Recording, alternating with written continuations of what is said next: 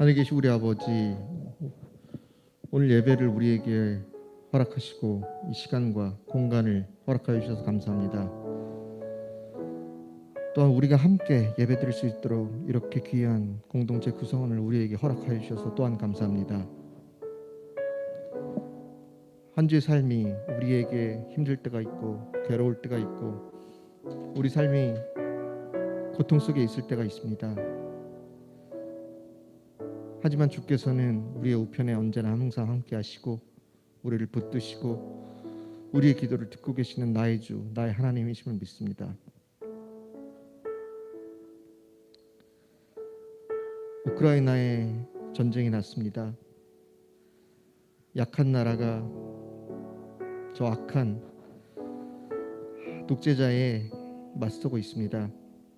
바라옵건대 그 땅에는 하나님을 예배하는 우리의 지체들이 있고 하나님을 경배하는 하나님의 자녀들이 있습니다.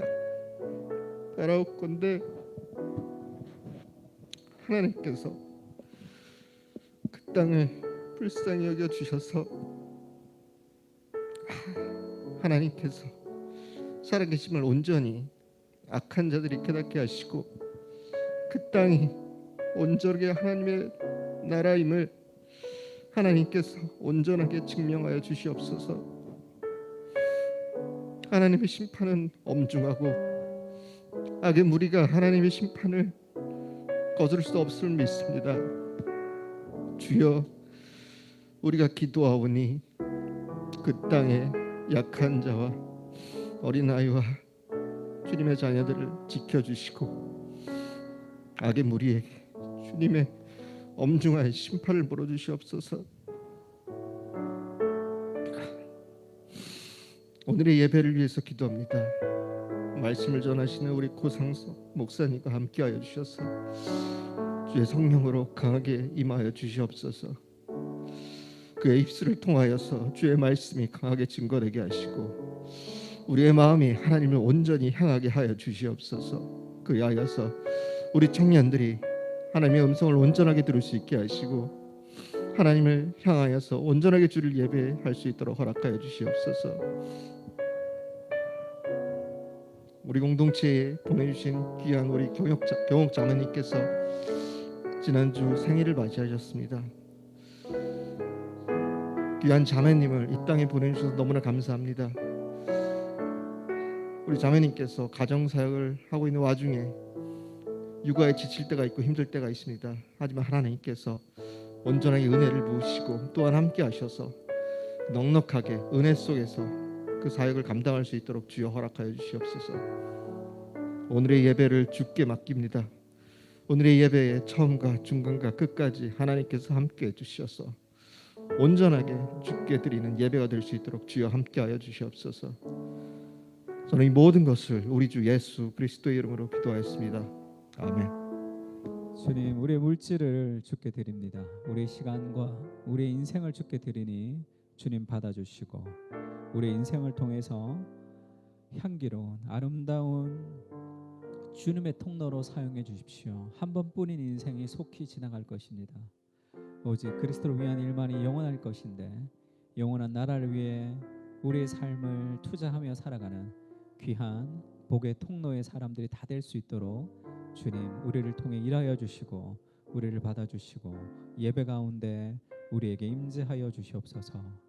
축복하고 모든 말씀을 우리의 인생을 통해서 일하시는 예수 그리스도 이름으로 기도합니다. 아멘. 네, 이 제목이 이렇게 한 번 더 읽어볼까요? 시작. 오늘 제목 이걸로 할까 저걸로 할까 온갖 고민 끝에 내린 거 남은 좋아하는 거 두고 버리는 것이 없게 하라 했습니다. 요한복음 6장 11절에서 15절인데 우리 짧으니까 같이 한번 읽어볼까요? 예수께서 시작.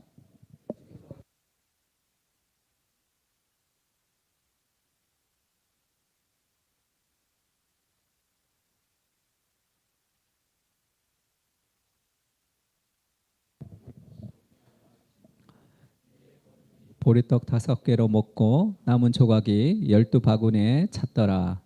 그 사람들이 예수께서 행하신 이 표적을 보고 말하되 이는 참으로 세상에 오실 그 선지자라 하더라.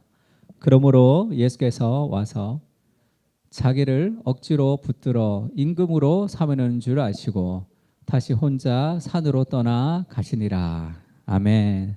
오병이어의 기적이 일어났습니다. 이렇게 이 남자만 5천 명이었으니까 여자와 아이들까지 합치면 더 많은 더 많은 숫자들이 지금 그 기적을 베풀었어요. 그리고 나서 그들이 원하는 대로 먹었습니다. 배부르게 먹었어요. 그들이 배부르게, 그러니까 어마어마한 기적이 일어난 거죠. 그리고 나서 예수님이 제자들에게 말씀하시죠. 남은 조각을 거두고 버리는 것이 없게 하라. 이렇게 얘기하셨습니다. 그러니까 지금 남은 조각을 거두고 버리는 것이 없게 하라 하심으로 이르시되니까 이건 예수님이 직접 얘기하신 거예요. 오병이어의 기적이 끝이 나고 나서 예수님이 직접 남은 조각을 거두고 버리는 것이 없게 하라 이랬습니다. 여러분 괜찮은가 보죠? 저는 성경 읽을 때마다 예전에 성경 읽을 때 이게 좀 이렇게 뭐라 그럴까 확 와닿지가 않았어요. 지금 기적의 현장, 이 수만 명이 됐을 수도 있죠. 10,000명 이상 되는 사람들에게 좀 기적을 베풀었단 말이야. 막 배부르게 먹었어요. 어마어마한 기적의 현장인데 남은 걸 그거를 줍고 앉았다고. 그게 너무 안 어울리지 않아 이게? 야, 그건 놔둬. 내가 또 기적할게. 이래야 될 거 아니야 분위기가. 야, 그거 다 놔둬. 뭐 그거 막 주섬주섬 주우면 야, 그거 놔둬. 내가 다음에 또 기적. 그 다음에 또 기적. 이래야지 좀 뭐라 그럴까. CEO 포스가 좀 나잖아. 근데 예수님이 직접 그거 남은 거 지금 다 거두어라. 지금 그렇게 얘기하는 거예요. 그러니까 그 기적의 현장, 그 풍성하게 배부르게 먹은 거라 그 남은 거 막 줍는 거라 이게 뭐 좀 안 어울린다는 느낌이 좀 들었어요. 두 번째는 그럴 거면 뭘 그렇게 딱 남아. 예수님의 기적이 마지막 사람이 배부르게 딱 먹었더니 딱 맞아떨어진 거야 이게. 남지도 않고 거두지도 않는. 그러니까 와 완전한 기적이지 이게. 근데 그거 이것도 아니고 저것도 아니고 뭐 기적의 현장에서 막 그 주스러 다니는 것도 좀 이상하고 왜 그러면 딱 맞추지 다시 주울 거면 꽤 이게 좀 잘 맞지 않다 이런 생각들이 있었어요. 왜 남은 조각을 거두고 버리는 것이 없게 하라 하셨을까? 오늘 세 가지 얘기를 좀 할 것 같은데 결론적으로 이제 마지막에 네 가지가 이제 결론을 좀 내릴 것 같은데 첫 번째는 왜 남은 조각을 거두고 버리는 것이 없게 하라 하셨냐면 같이 한번 읽을까요? 시작. 하나님의 은혜를 소중히 여길 필요가 있습니다. 하나님에게 은혜를 받는 것을 쉽게 생각하는 경향이 있어요. 은혜라는 것은 하나님이 우리에게 주시는 거죠. 나의 노력으로 받을 수 있는 것이 아닙니다. 그 하나님의 은혜가 있을 때 은혜 받고 나서 그것을 마치 자기 것인 양 행동하는 것도 문제이고, 그러니까 하나님이 우리에게 주신 것을 소중하게 생각할 때 그것이 열매가 맺혀지는 거예요. 말씀을 기쁨으로 받으나 말씀을 기쁨으로 받는다는 것은 은혜를 받았다는 거죠. 그러나 뿌리가 없으면 말라서 열매를 맺지 못합니다. 인내로 결실하는 자가 풍성하게 열매를 맺는 거예요. 그러니까 하나님이 우리에게 주신 모든 것을 좀 소중히 여길 필요가 있습니다. 특히 이제 모태 신앙으로 쭉 자라왔다. 제가 우리 그 아들한테도 늘 얘기하는 게 있어요. 목사님 아들로 이렇게 자랐으니까 예배, 말씀, 기도 이런 게 너무 익숙한 삶의 생활처럼 느껴질 때가 있다. 제가 처음에 예수님 믿고 제일 그 안타까웠던 게 뭐냐면 저는 집에서 교회를 다니는 걸 그렇게 싫어했어요. 그래서 교회만 갔다 오면 아버지한테 혼나고 맞고 그랬단 말이에요. 그러니까 나한테는 한 주 한 주 교회 가는 게 그게 정말 소중해요. 오늘은 갈 수 있을까? 오늘은 갈 수 없을까? 막 그 눈치 보면서 그렇게 주일날 아침에 아버지가 안 볼 때 막 그냥 내가 추리닝 입고 스리퍼 신고 그냥 화장실 가는 것처럼 해서 교회 갔다가 뭐 오면 막 혼나고 막 그랬단 말이야. 근데 그렇게 해서 내가 예배를 드리러 가면 그 예배가 그거를 뭐 이렇게 슬리퍼 신고 왔다고 혼내는 우리 부장 집사님도 있었는데 그래도 그 예배가 좋잖아요. 하나님 앞에. 그때 내가 중학생이었는데 그 얼마나 소중해. 근데 예배를 드리고 싶지 않아서 그렇게 하는 집사님 아들들이 좀 있었어요. 그러니까 엄마한테 밖에서 혼나고 막 그런 것들이 있었습니다. 그게 좀 이해가 잘 안 됐어. 야, 이 마음껏 예배만 드릴 수 있다면 나는 왜 이런 집에 태어나서 온갖 그런 걱정이 있었던 그런 시절이 있었어. 그래서 아들한테도 거룩한 것을 경박하게 생각하는 것만큼 인생이 비참해지는 게 없다. 그러니까 하나님이 주신 모든 것을 좀 소중하게 생각해라. 그렇게 얘기를 자주 하는 편입니다. 제야 패커라는 사람이 하나님을 아는 지식이라는 책을 썼습니다. 제야 패커가 돌아가시고 2000년도에 돌아가셨죠. 한 2년 전에 돌아가셨는데 제야 패커가 이제 돌아가시고 나서 그 사람 제가 제이 패커가 돌아가시고 나서 글을 하나 부탁받았어요. 패커를 추모하는 글을 좀 하나 좀 써줬으면 좋겠다. 그래가지고 제가 패커를 통해서 배웠던 3가지 지식 이렇게 해서 한번 글을 기고한 적이 있습니다. 그걸 한번 잘못 기고해서 그 다음에 누가 돌아가시면 무조건 이제 이렇게 글을 써야 돼. 잘 모르는 사람도 막 글을 써달라고 그래서 막 그 사람 책 막 읽고 막 글 쓰고 막 그런 이 형편이 되긴 했지만 패커는 내 마음을 다했었어요. 그래서 제가 그 예배 끝나면 제가 쓴 글을 한번 패커에 대해 잘 모르는 분들이 있으면 한번 알아가면 좋을 것 같아요. 패커가 하나를 아는 지식이라는 유명한 책을 썼습니다. 그 책에서 이런 얘기를 해요. 오늘날 교회의 연약함의 근저에는 하나님에 대한 무지, 곧 하나님의 도 및 하나님과 교통하는 일에 대한 무지가 자리 잡고 있다. 이것이 오늘날의 교회의 연약함이라는 거죠. 그래서 하나님을 아는 지식이 원제가 knowing God입니다. 하나님을 아는 지식. 그러면서 그렇게 해요. knowing about God이 있다는 거예요. 하나님에 대해 아는 게 있다는 거예요. 2가지를 얘기하는데요. 하나님의 about God, 하나님에 대해 많이 알지만 하나님을 알지 못하는 경우가 많다. 그렇게 얘기했어요. 2번째는 하나님에 대해 많이 알지만 경건에 대해 알지만 실제 삶이 경건하지 않을 수는 있다. 이렇게 얘기했습니다. 그럼 우리가 하나님에 대해 아는 것이 아니라 정말 하나님을 정말 아는가 이렇게 묻는 거죠. knowing God이 되는가 물어요. 그러면 knowing God이 되는 사람은 이런 특징이 있다고 당신이 knowing about God인지 knowing God인지를 좀 알아보라 이러면서 질문을 4가지를 던집니다. 첫 번째는 하나님을 아는 knowing God의 그 사람의 특징은 하나님을 위한 엄청난 열정을 가지고 있다. great를 단어를 4번이나 써요. 엄청난 열정을 가지고 있어요. 이 사람은 삶의 추진력이 하나님이에요. 하나님의 이름이 땅에 떨어지는 것, 하나님의 이름이 높임을 받지 못하는 것에 대한 그런 삶의 열정, 삶의 동기가 있습니다. 느헤미야를 보면 예루살렘 성이 무너졌어요.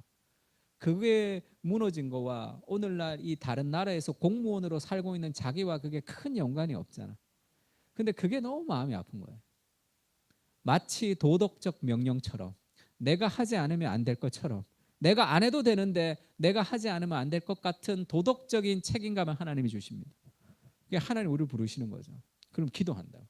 다니엘이 예레미야의 서책을 읽으면서 70년 뒤에 예루살렘으로 다시 복귀한다는 이스라엘에 다시 돌아간다는 것에 대한 눈을 뜨죠. 그러고 나서 어떻게 해요? 막 기도하죠.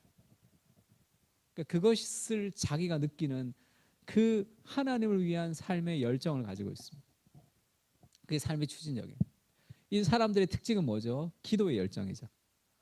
그래서 기도의 열정을 가져요. 하나님을 향한 열정은 곧 기도의 열정입니다. 하나님은 기도를 통해서 이 땅 가운데 일하시기 때문에 기도의 열정들을 가지죠.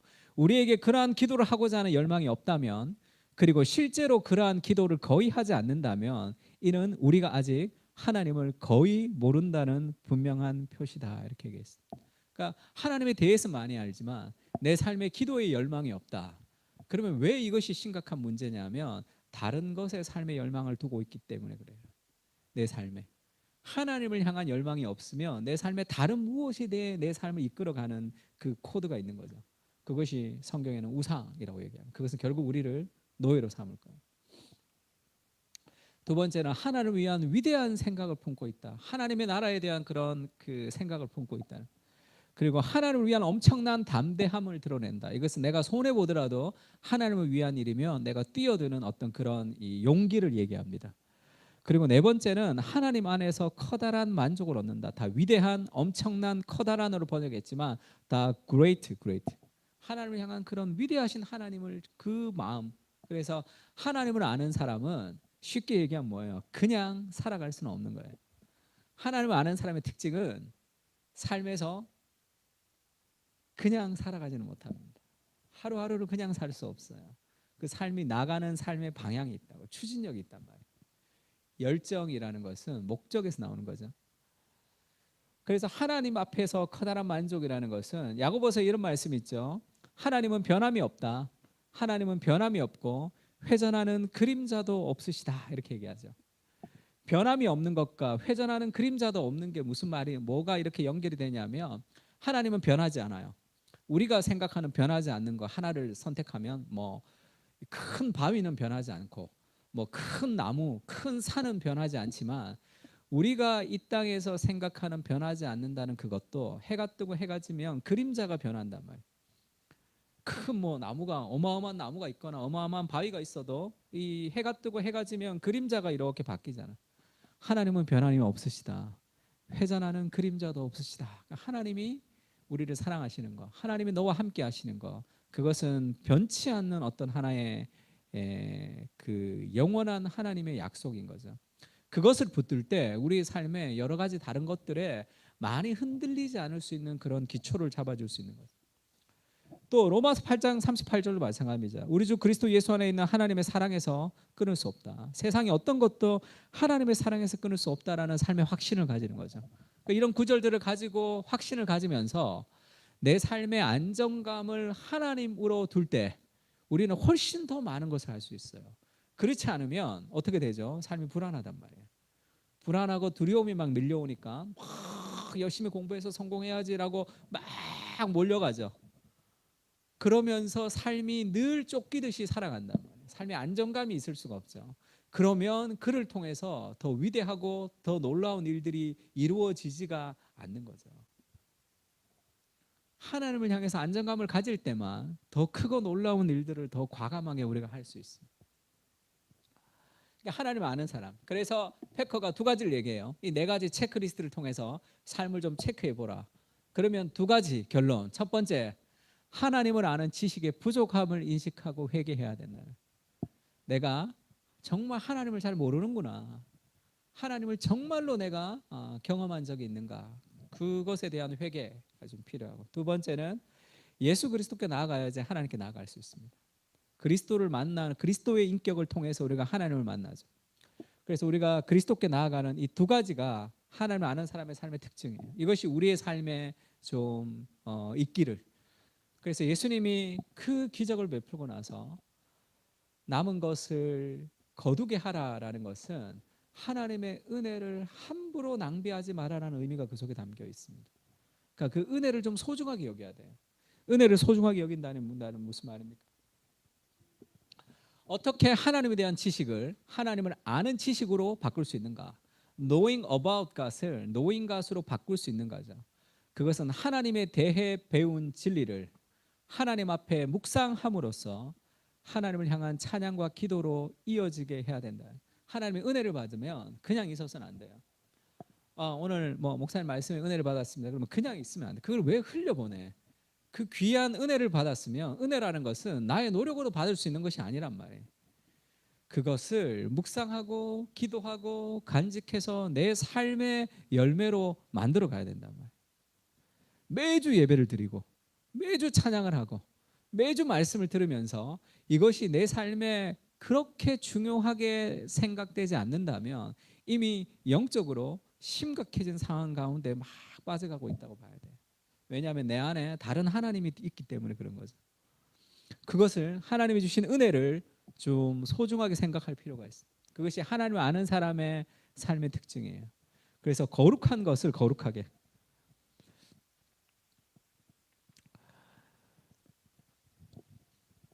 두 번째는 같이 한번 읽을까요? 시작.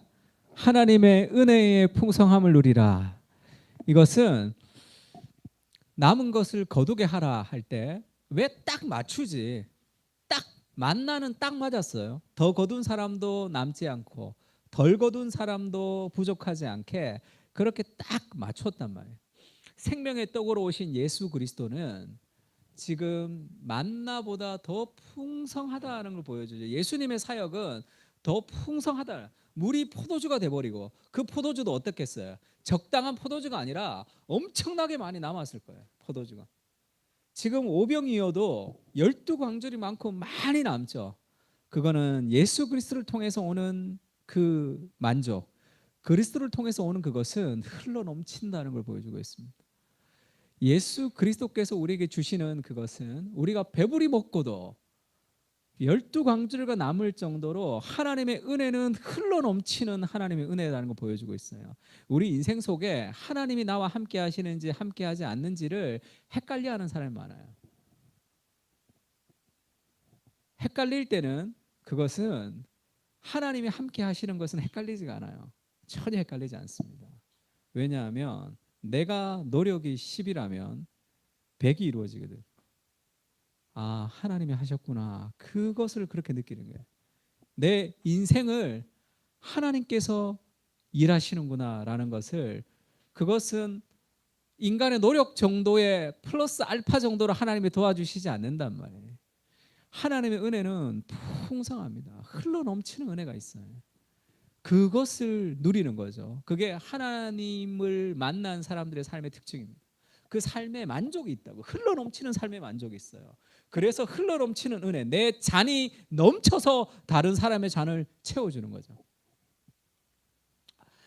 우리가 예전에 사형리에 대해서 전도할 때, 사형리를 들어보셨습니까? 이렇게 전도 많이 했죠. 사형리 전도할 때 첫 번째 원리가 뭐예요? 요즘은 사형리가 도 같잖아. 사형리 하니까 약간 도 같아서 조금 그런데, 네 가지 영적인 법칙. 첫 번째가 뭐죠? 사형리. 첫 번째가 자연계의 법칙이 있듯이 하나님과 사람 사이에도 영적인 네 가지 원리가 있습니다. 제 1원리가 하나님은 당신을 사랑하시며 당신을 위해서 놀라운 계획을 가지고 있습니다. 이게 1원리예요. 왜? 그걸 어떻게 알 수 있냐는 거죠. 그러면서 얘기하는 성경 구절은 뭐죠? 이게 요한복음 10장 10절이죠. 풀이라고 이렇게 꽉 채웠죠. 내가 온 것은 양으로 생명을 얻게 하고 더 풍성히 얻게 하려는 것이라. 이것이 예수님이 이 땅에 오신 목적이에요. 두 가지. 첫 번째, 생명을 얻게 하는 거예요. 구원이죠. 두 번째는 더 풍성한 삶입니다. 이게 어디서 누리는 삶일까요? 천국 가서? 천국 가서도 누리지만 그것을 여기서 맛보는 삶이에요. 이 그림자로 맛보는. 예수님 우리에게 두 가지를 주셨는데, 하나는 생명, 영원한 생명을 주셨고, 두 번째는 풍성한 삶을 우리에게 허락하셨다.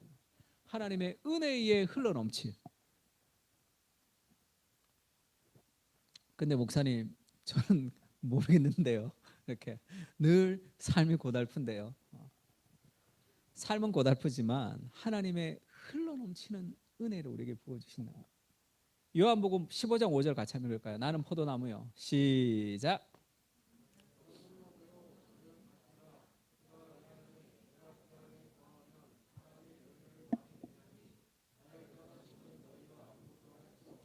나를 떠나서는 너희가 아무것도 할 수 없습니다. 이때 아무것도는 you can do nothing. 정말 아무것도 안 되는 거예요. 너희가 나를 떠나서는 아무것도 할 수 없다. 내 삶에 하나님의 은혜의 풍성함을 맛보려면 예수 그리스도께 붙어 있어야 됩니다. 그러니까 왜 예수님, 왜 하나님, 왜 목사님, 하나님의 은혜가 그렇게 풍성하다는데 하나님의 은혜가 풍성한 것을 내 삶에 누리지 못합니까? 내가 떨어져 있어서 그래. 하나님께 붙어 있으면 반드시 내 삶에 흘러넘치는 하나님의 은혜의 풍성함을 허락하신단 말이에요. 뭐 돈이 많아진다든지 삶이 좋아진다든지 그런 걸 떠나서 하나님 그분으로 오는 삶의 풍성함이 내 속에 있단 말이에요. 그 풍성함이 있을 때, 그 만족이 있을 때 무언가를 할 수 있다고요. 제가 이번 주에 북 리뷰를 쓴 책 중에 읽기록이라는 책이 있습니다. 도서 출판 지우라고 그 첫 책이에요. 이 1인 출판사. 우리 이 부장님이 이제 1인 출판을 하면서 첫 번째 낸 책. 거의 지금 엄청나게 팔리고 있습니다. 이분이 누구냐면 서자선이라는 집사님. 어느 교회의 그냥 집사님입니다. 이분이 이제 읽기록, 왜 이제 일기 비슷하게 읽기록이라고 뭐 책을 썼냐면, 이분이 굉장히 유명하신 분인데 독서로 유명하신 분이에요. 저도 이분 페이스북 보면서 책을 많이 추천받아서 읽습니다. 어마어마하게 책을 읽어요. 일반 서적 같은 경우도 제가 이분 읽었던 것을 보면서 제가 도움을 받아서 제가 읽었던 경우도 있어요. 이분은 동네 아줌마였어요. 그냥 동네 아줌마로 살다가 삼풍백화점이 무너지고 성수대교가 무너지는 사건을 이렇게 딱 겪었어요. 그때 여러분 있었나 모르겠는데, 제가 군대에 있을 때 그 성수대교가 무너졌는데, 삼풍백화점은 제대하고 얼마 안 돼서 무너졌던 것 같아요. 주유소 아르바이트 하고 있는데 무너졌다. 삼풍백화점 무너졌다. 근데 이분이 그때부터 불안하기 시작한 거예요. 언제 무너질지 모르니까. 그래서 자기 남편이 회사만 가도 막 불안하고, 자기 아들이 학교만 가도 불안하고, 불안이 완전히 그의 삶을 휘감았어요. 그러다가 어릴 적에 다녔던 교회를 좀 다녀봐야 되겠다. 너무 불안하니까. 그래서 교회로 갔어요. 교회로 가서 이제 아이들이랑 같이 교회를 다니기 시작했는데, 애들이 교회를 다니면서 질문을 하기 시작했어요. 엄마, 선악과를 왜 만들었어? 그런 질문을 하니까 모르잖아. 성경을 모르니까. 그렇게 애들이 질문에 대답을 못하면서 갑자기 하나님이 그런 마음을 주셨어요. 내가 무지한 엄마이며 형편없는 신자라는 그런 자기 자각이 있었어요. 내가 정말 하나님의 말씀에 대해서 너무 무식하게 살고 있구나. 내가 정말 아무것도 모른다는 그런 이 죄에 대한 자각이 확 밀려왔죠. 많은 사람들은 자기가 어느 정도 괜찮은 사람이라는 자기 속임을 통해서 살기 때문에 삶의 변화를 이끌어가지 못하는 경우가 많습니다. 그러게 오면서 목사님을 찾아갔어요. 근데 목사님들이 좋은 목사님이었으니까 목사님을 딱 찾아가서, 목사님, 내가 이런데 어떻게 해야 되겠습니까? 라고 물으니까, 첫 번째, 하나님을 아는 지식이 있어야 된다, 이렇게 얘기하는 거예요. 그래서 이분이 성경, 설교, 설교 노트도 장난이 아니에요. 그 다음에 성경, 그 다음에 성경과 관련된 신앙 서적들을 그때부터 막 읽기 시작했어요. 그러다가 마틴 로이드 존스 목사님의 설교를 읽으면서 가슴에 불이 붙은 거예요. 그래서 도저히 가만히 있을 수 없어서 자기 아는 집사님한테 전화를 한 거야. 집사님 좀 만나자. 좀 만나야 되겠다. 그래서 동네 어디 놀이터에서 만나서 막 얘기했다는 거예요. 그리고 어느 날 잠자려고 침대에서 자려고 성경을 보다가 잠이 깨버린 거죠. 밤새 성경을 읽고 그런 일들이 있었어요. 그러면서 하나님을 더 알아가고 싶은 삶의 궁금함. 그러니까 성경을 알고 싶으니까 주석을 막 보죠. 그 다음에 교리를 알아야 되겠다 생각해서 교리 공부를 막 온갖 교리 공부를 다 찾아다녔어요. 그러다가 너무 은혜가 많으니까 이거를 가만히 있을 수 없어서 사람들과 나누기 시작했습니다. 그래서 독서 모임을 만들었죠. 그 독서 모임이 그 교회만 있는 것이 아니라 이제 계속 많아졌어요. 이분을 독서 연구가 이렇게 그렇게 이름을 붙였어요. 그런 게 있는지는 모르겠어요. 독서 연구가, 독서 나눔가 이렇게 얘기합니다. 없는 새로운 장르를 하나 만들었어요. 책에 보면 이런 얘기가 있어요. 책을 통해서 하나님께 자신을 드리기를 주저하지 않았던 신앙의 어른들을 만나는 것도 커다란 축복입니다. 소열의 문답을 본격적으로 공부하며 진리를 전하고 나누기 위해 전력 질주했습니다. 그때부터 사람들의 삶과 신앙을 더욱 살피고 우정을 쌓는 일에 전념했습니다. 나눔을 위해서라면 시간과 물질을 아낌없이 사용했습니다. 독서 모임은 결국 저의 삶을 더 부지런하고 풍성하게 만들었습니다. 책을 읽는 사람들에게 시간과 공간과 자원을 나눌 수 있음에 정말 감사합니다. 독서 모임이 거듭되고 함께하는 사람들이 늘어갈수록 영혼을 살리고 세워가는 하나님의 큰일에 동참하는 것 같아 기쁘고 영광스럽습니다.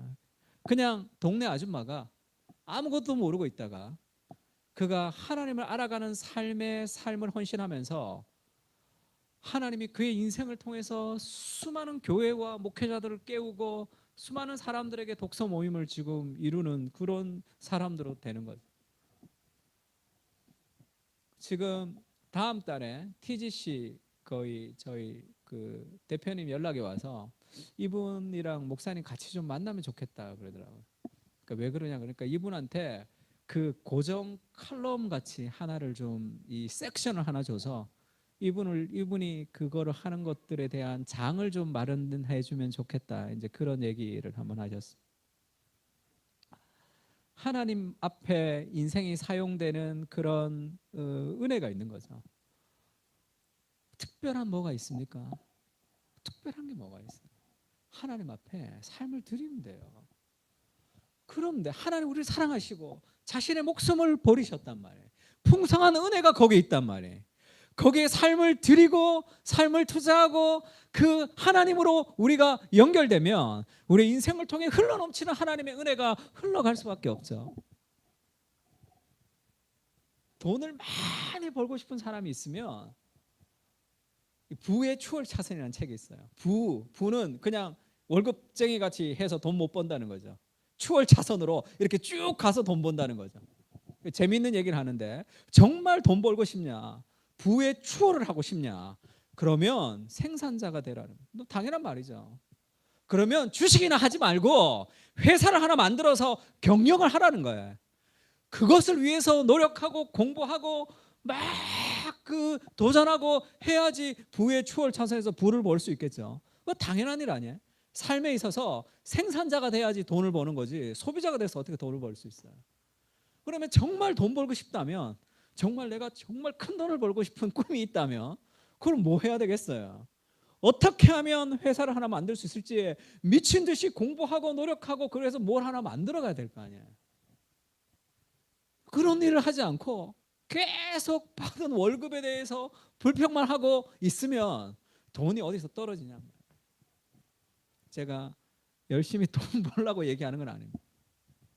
하나님을 위해서 인생을 드리고 싶고 하나님이 내 인생 가운데 아름답게 역사하고 싶어요. 하나님이 내 인생을 통해서 일했으면 좋겠어. 근데 아무것도 하지 않는데 어떻게 하나님이 내 인생 가운데 일하시냐 말이에요. 하나님의 은혜는 마르지 않습니다. 붙들면 돼. 내가 능력 있고 내가 뭐가 있고가 아니라 그것을 붙드는 사람에게 하나님이 풍성한 은혜를 우리에게 허락하신다는 거예요. 그걸 좀 가져야 되는 거죠. 옛날에 민들레 영토를 창업하신 그 목사님이죠. 그분 원래는 목사님인데 이제 목회를 이제 이혼하시고 목회를 못 하게 돼서 뭐 할까 하다가 2년 동안 도서관에서 책 읽었대요. 2년 동안 도서관에서 책을 많이 읽으니까 마음에 어떤 뭐가 생겼어. 그러면서 자기는 이제 그 동네 다방에서 마담 아줌마 뭐 커피 마시고 그런 게 뭐 마음에 뭐 소망이 있어서 민들레 영토를 창업했다 뭐 그런 얘기를 한번 제가 들은 적이 있어요.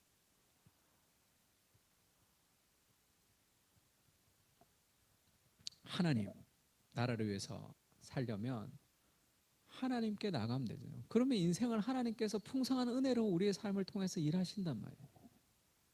그것만 하면 되죠. 그건 쉬운 일이란 말이에요. 그게 어렵나요? 그거 어렵지가 않아요. 내 삶에 내가 직장생활, 나의 가정생활, 내 삶의 모든 것이 하나님이 내 삶을 통해서 이루어지는 삶에 무엇이 되면 그러면 나의 직장을 통해서 내 가정을 통해서 내 삶을 통해서 하나님이 일을 하신단 말이에요. 고린도전서 4장 20절 같이 읽을까요? 시작. 하나님의 나라는 말에 있지 아니하고 오직 능력에 있다. 이렇게 하나님의 나라는 말에 있지 않습니다. 그 삶의 능력에 있죠. 갈라디아서 6장 7절 8절 읽을까요? 시작. 스스로 속이지 말라. 하나님은 업신여김을 받지 아니하시나니 사람이 무엇으로 심든지 그대로 거두리라.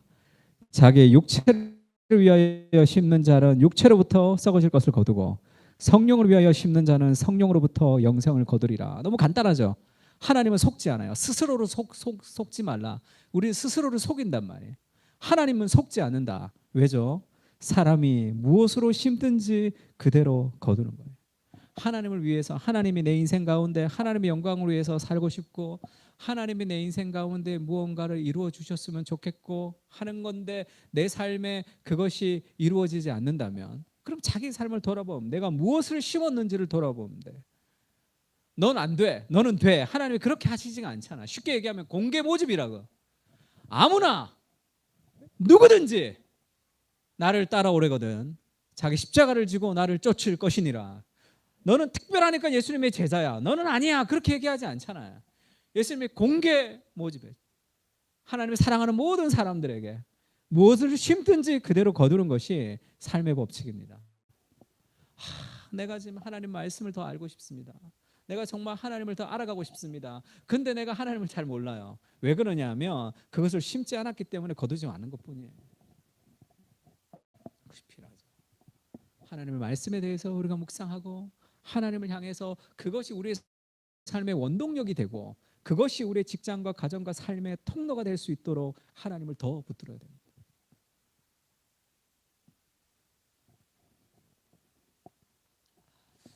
제가 예전에 좋아했던 저의 그 어린 시절을 그 꿈꾸게 했던 그 영화 중에 하나가 이 폭풍소구라는 영화가 있어요. 이게 포인트 브레이크라는 이 서핑할 때 하는 지금 그런데, 지금 이 키아누 리브스가 20살인가 그랬어요 그때. 예, 그리고 이 패트릭 스웨이즈라고 하때 제가 있을 때 아주 유명했던 그 사람이 있습니다. 이 영화가 지금 이거 리메이크 된 영화인데, 이 영화는 그 스카이 다이빙도 있고 서핑이 있어요. 서핑 막 서핑하는 이 은행 강도예요. 이 사람이 은행 강도고 이 사람이 형사인데, 형사가 은행 강도를 잡으려고 이제 서핑을 배우는 거죠. 그래서 막 같이 서핑하면서 이제 막 하는 그게 있어요. 이 서핑하는 사람들의 꿈은 큰 파도입니다. 어마어마하게 큰 파도가 거기에 서핑을 하는 게 이 사람들의 꿈이에요. 서핑하는 사람들의. 그래서 마지막에 다 놓쳤는데 시간이 많이 흘렀어. 근데 마지막 장면에 시간이 많이 흘렀는데 이 형사가 얘를 잡으러 와요. 왜냐하면 얘는 반드시 온다는 거지. 왜냐하면 오늘 어마어마한 파도가 오거든, 바다에서. 얘가 온다고 정말 와요. 그러면서 이제 수갑을 탁 채우니까, 그걸 풀어다 한 번만 서핑 타다가 이제 거기서 사라져 버리겠다 이러면서 이제 이 마지막 장면이 어마어마하게 큰 파도에 이 서핑을 탁 타면서 끝이 나요. 가슴이 막 터질 것 같았어. 스카이다이빙도 하고 막 그래. 그때는 그런 게 잘 없을 때니까, 서핑 우리나라에 거의 없을 때니까 막 그 외국 가서 서핑하는 게 저희 젊은 날의 꿈이었어. 릭 워렌이 그런 얘기 한번 했어요. 릭 워렌이 LA에 사니까 하나님의 파도가, 바다의 파도를 하나님이 하시는 성령의 사역이라고 얘기해요. 그 다음에 목회자의 목회자에게 얘기하는 거죠. 목회자가 노력해야 되는 인간의 노력을 서핑 기술이라고 얘기합니다. 내가 파도를 일으킬 수는 없어요. 그거는 기도해야 됩니다. 하나님의 파도가 밀려올 때 그거를 타야 되죠. 하나님의 파도가 밀려와도 준비되지 않으면 탈 수가 없어요. 내가 아무리 노력한다고 그것이 이루어지는 것은 아닙니다. 그러나 기도하며 하나님의 파도를 기다리는 사람들은 준비하겠죠. 연습하겠죠. 이것이 안 된다, 저것이 안 된다, 목회가 안 되고 뭐가 안 된다, 뭐가 안 된다, 뭐가 안 된다, 수많은 핑계들이 있지만 릭 워렌이 마지막에 그렇게 얘기해요. 기억해라, 바다는 마르지 않았다. 이렇게 얘기해요. 하나님이 파도를 일으키신다. 그럼 그거를 타면 되잖아요. 하나님, 우리 인생 가운데 하나님의 은혜의 풍성함을 좀 맛보게 해달라고 기도하세요. 그리고 오늘 하루하루의 삶에 하나님의 만족을 부어달라고. 그러면 우리가 상상할 수 없었던 그 일들로 하나님 우리 인생을 인도해 가신다.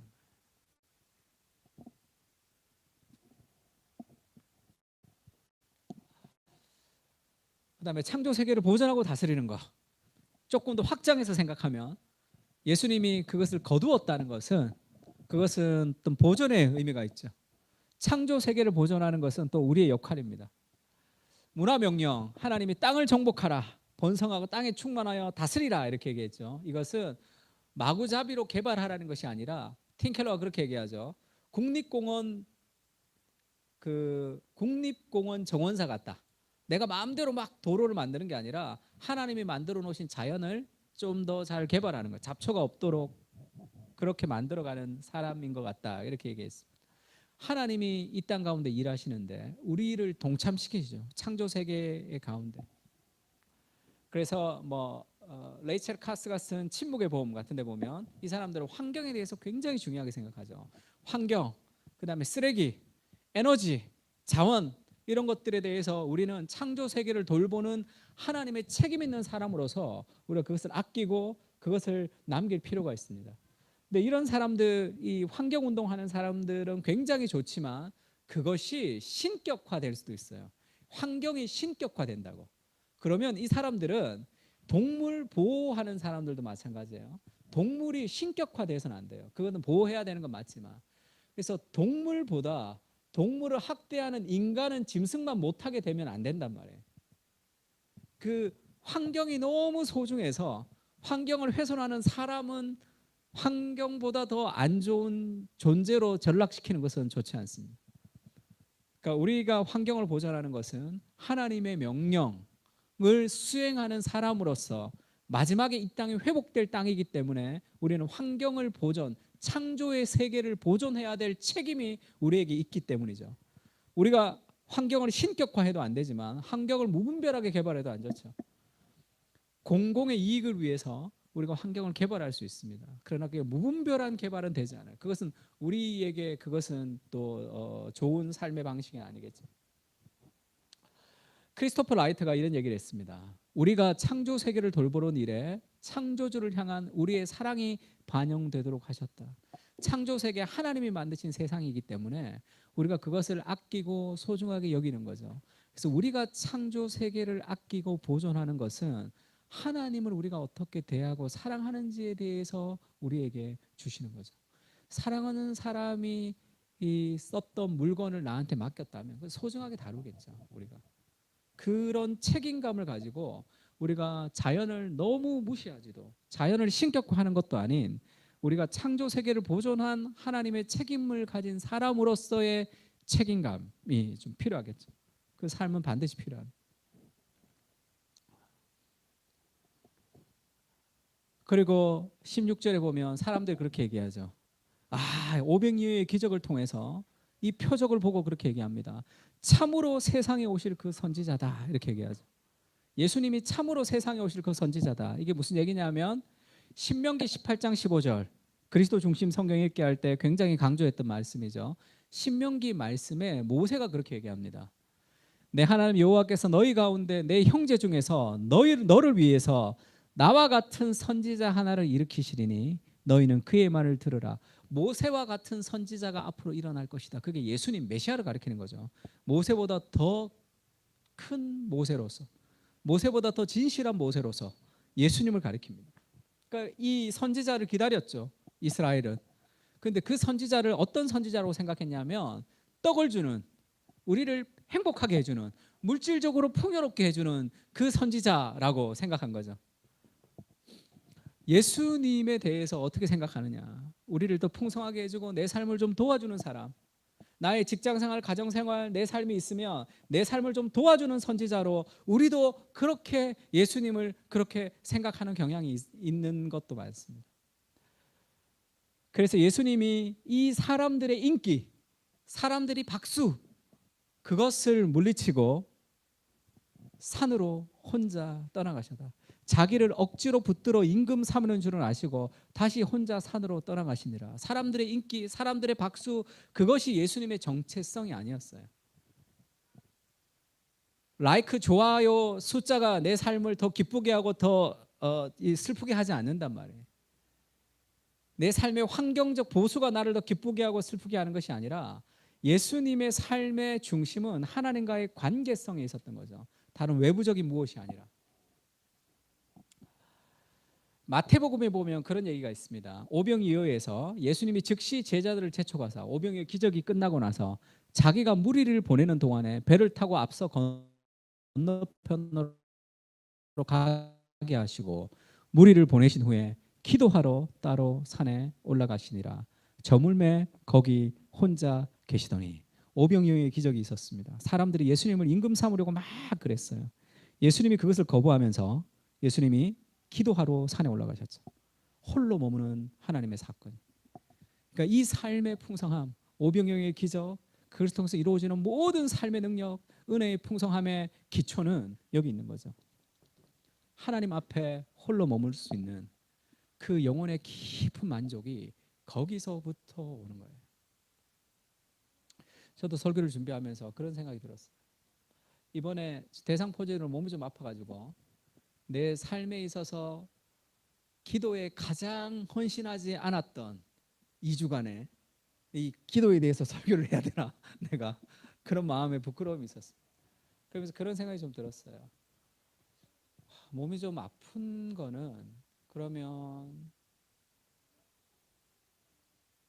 내가 좀 기도를 덜하고 조금 몸이 회복되면 기도해야 되겠다라는 그런 안일한 마음이 좀 있었던 게 아닐까 그런 생각이 좀 들었어요.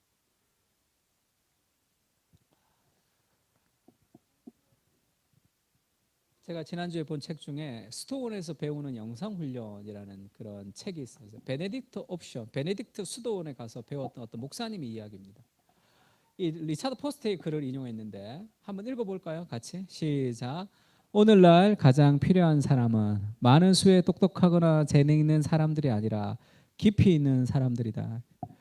삶에 깊이 있는 사람. 이 사람들이 베네딕트에 들어가서 수도원에서 자기가 이 첫 번째 베네딕트의 첫 번째 그 옵션 그것은 침묵입니다. The Great Silence라고 그러죠. 대침묵. 말하지 않고 지내야 되는 시간이 있어요. 수도원에서. 그러면서 고요히 기도하는 거죠. 그러면서 생각났다는 거예요. 여러분 성경도 없이 책도 없이 여러분 혼자 어디 뭐 감옥에 잡혀갔다든지 어디 뭐 끌려갔다든지 그러고 있으면 뭐 해야 될까요? 내 삶의 자원이 어떤 게 있어 이 안에. 그래서 홀로 기도할 때 10분을 앉아 있으면 막막함이 막 밀려왔다는 거예요. 왜 그렇게 막막함이 밀려왔냐면 그것은 우리가 평생 외부의 자극에 반응하며 살았던 인생인 것을 보여주는 거죠. 내 삶이 늘 외부의 자극에 반응하며 살았기 때문에 모든 반응이 스톱이 된 홀로 있는 그 시간에 하나님으로부터 누리는 삶의 안정감을 누리지 못한단 말이에요. 그래서 경청 듣는 거죠. 그 사람들은 자신을 직면하기가 두려워요. 그래서 두려움과 불안 가운데 뭔가를 자꾸 해야 돼요. 그래야지 좀 안정감을 누리거든. 네가 너를 위하여 대사를 경영하느냐 그것을 경영하지 말라. 예레미야의 그런 말씀이죠. 하나님이 내 삶 가운데 역사하시도록 해야 돼요. 내가 아둥바둥 일하는 것이 아니라 하나님이 나를 통해서 일하시도록 해야 된다. 그러면 홀로 머무는 기도가 필요합니다. 그것이 없이 내 삶에 어떤 능력도 나갈 수 없죠. 당연하겠죠. 당연하겠죠. 그러면 인간적인 노력만큼만 이 삶을 거두는 그 정도의 인생만 살아갈 수밖에 없어요. 기도하는.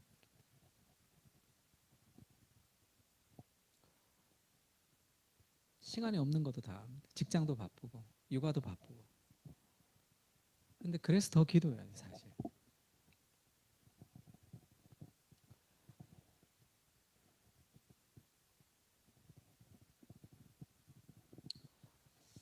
그래서 그 이분이 그 홀로 있는 기도를 통해서 두 가지를 크게 배웠다 이렇게 얘기하더라고요. 첫 번째는 이 사람이 이제 그 가려고 하니까 여기 이 수도사가 그렇게 얘기하더라는 거예요. 혹시 이 보온병을 가지고 있습니까? 이렇게 물었어. 보온병 왜요? 그랬으니까 여기가 좀 춥고 이 사람이 또 거기서 내려가서 어디 물을 마시고 할 때까지는 한 3-4시간 정도 자동차로 가야지 휴게소가 나오니까 이제 그거 보온병에 이제 커피를 이제 이렇게 채워서 이제 주려고 이 사람한테 이제 그것을 물었다는 거예요. 그 내가 커피 좋아하는 걸 어떻게 알고?부터 시작해서 이 사람은 그렇게 얘기했대요. 물이 변하여 포도주가 되는 것보다 자기는 예수님이 물이 변하여 커피 되게 했으면 그건 완전 기적이었겠다 생각했던 사람인데 그 수도사는 그걸 어떻게 알았을까 하는 거죠. 그게 침묵으로부터 오는 삶의 영성이죠. 내가 침묵하며 하나님 앞에 홀로 있을 때 우리는 다른 사람의 필요에 관심을 기울일 수 있어요. 여기가 만족이 돼야지 이 피로가 흘러갈 거 아니에요.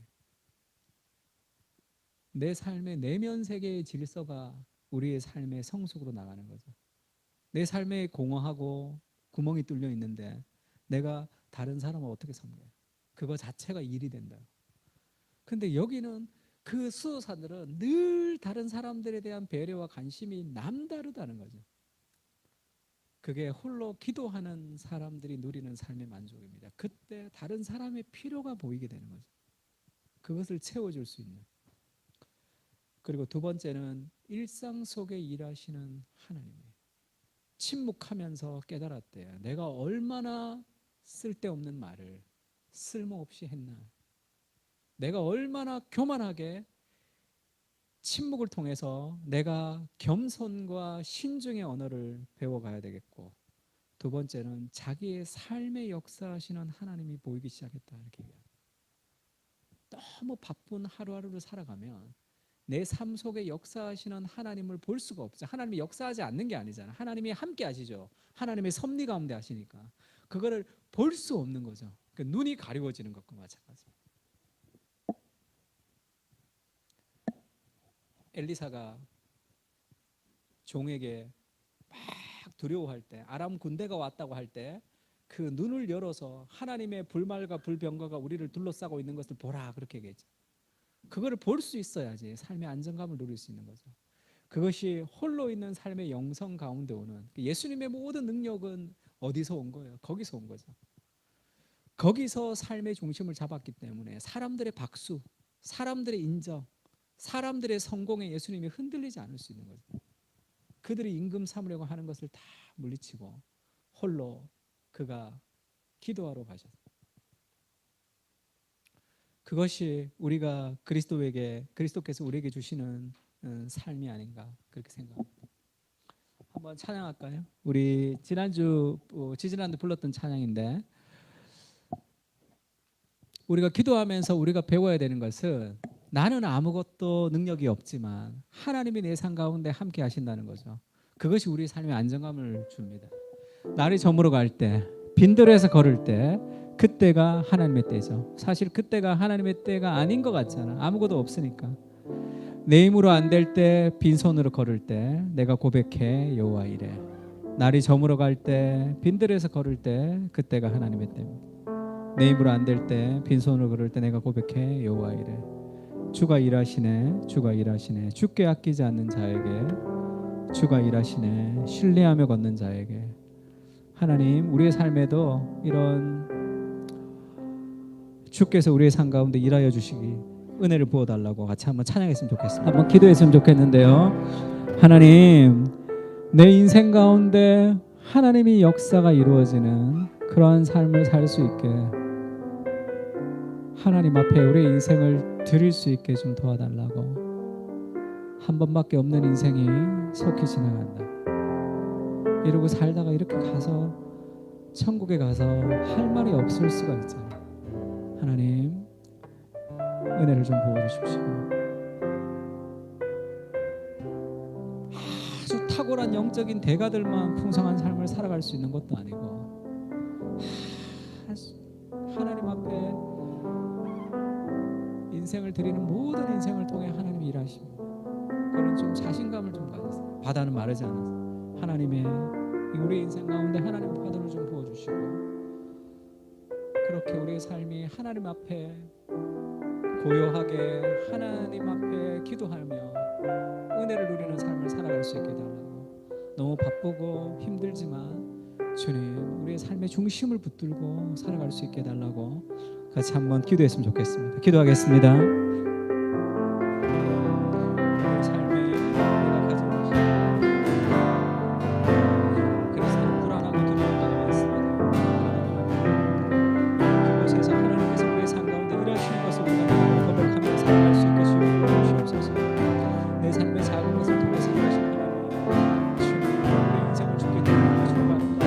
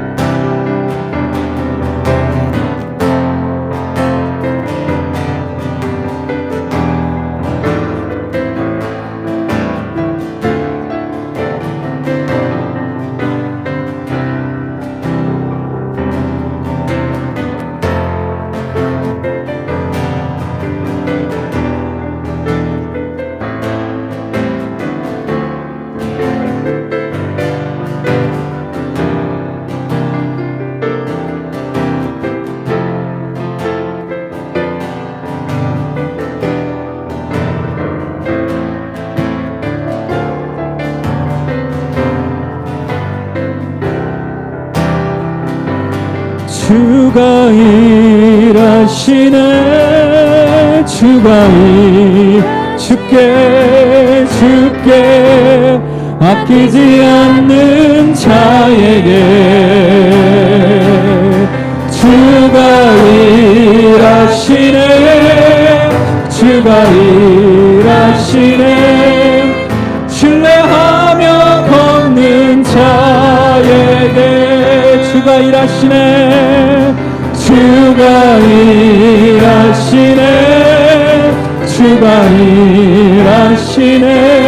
주께 아끼지 않는 자에게 주가 일하시네. 주가 일하시네. 신뢰하며 걷는 자에게 주 날 일으켜 산 위에 세우 거친 바다 위 걷게 하시네. 주만 의지할 때 강한 주네. 크신 능력 내게 부어주시. 주 날 일으켜 산 위에 세우네. 거친 바다 위 걷게 하시네. 주만 의지할 때 강함 주네. 크신 능력 내게 부어주시. You raise me up. You raise me up so I can stand on mountains. You raise me up to walk the stormy sea. I am strong when I am on your shoulder. You raise me up to more than You raise me up. You raise me up so I can stand the mountain. You raise me up to walk on stormy sea. I am strong when I am on your shoulder.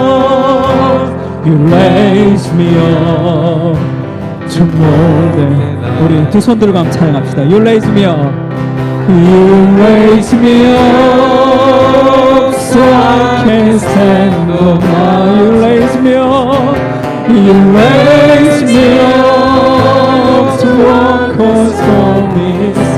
I am strong. I am strong when I am on your shoulders. You raise me up to more than I can be. You raise me up to more than I can be. You raise me up.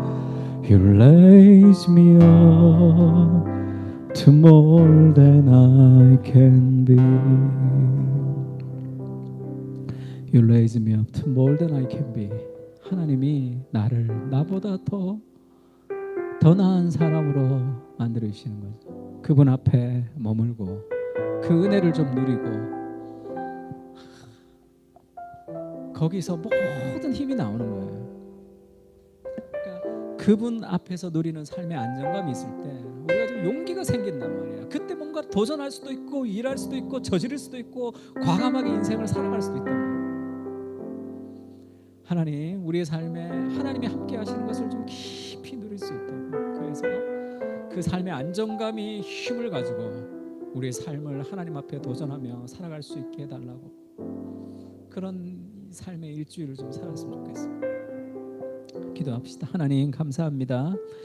우리의 영혼이 지치고 피곤할 때가 많습니다. 근심 걱정이 우리의 마음을 누를 때도 있고, 그러나 주님, 내 인생은 나의 능력과 나의 힘으로 살아가는 것이 아니라 주의 능력, 주님이 우리와 함께 하시는 주님의 손이 우리를 붙드는 능력으로 살아갑니다. 주님, 내 혼자 할 수 없는, 내가 감당할 수 없는 일을 주께서 행하시는 것을 우리가 믿습니다. 나를 산 위에 세우고 거친 바다 위를 걷게 하시고 주께서 나를 더 나은 인생이 될 수 있도록 오늘도 은혜를 부어주시는 것을 감사합니다. 주님, 우리의 삶 속에 하나님 앞에 머무르며 우리의 삶의 정중동으로부터 오는 삶의, 하나님으로부터 오는 삶의 자신감을 가지고 우리가 직장과 가정과 교회와 우리의 모든 생활을 살아갈 수 있게 주님 도와주십시오.